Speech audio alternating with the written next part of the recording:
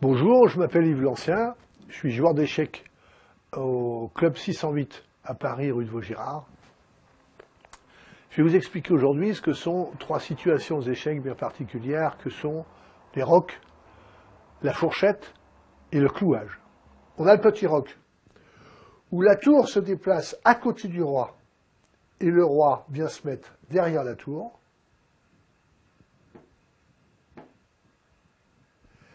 Et le grand roc, pourquoi le grand roc? Parce que là il y a 4 cases et là il y en a 3, où la tour se met à côté du roi et le roi vient se mettre derrière la tour. Dans les deux cas, la tour se met à côté du roi et le roi vient se mettre derrière la tour. Il faut préciser que quand on rock, il faut d'abord toucher le roi, sinon on est censé jouer la tour et non pas rocker. D'autre part, quand on rock, le roi n'a pas le droit de rocker quand il passe sur une case en échec ou quand il est en échec.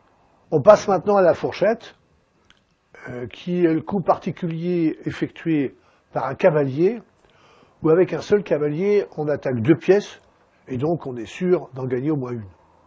Généralement, la fourchette se fait en attaquant 2 pièces importantes, et évidemment, l'échange d'un cavalier contre une tour ou une dame, bien évidemment, est intéressant. On place le cavalier qui se trouve en D4,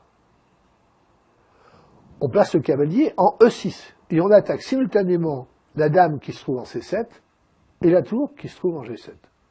On va maintenant parler du clouage. En regardant cette position, on voit bien que le roi qui se trouve en F1 est protégé du fou par la tour. On dit que la tour est clouée.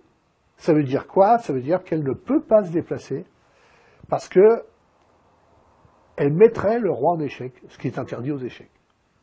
La règle fondamentale, interdit de mettre le roi en échec. Voilà, vous connaissez maintenant 3 situations particulières aux échecs. Le clouage, dans pratiquement toutes les parties, les joueurs roquent et mettent le roi à l'abri. Maintenant, la fourchette et le clouage, ce sont des positions que les joueurs essayent d'éviter, bien évidemment. Mais que les joueurs essayent de rechercher pour essayer de contrer l'adversaire.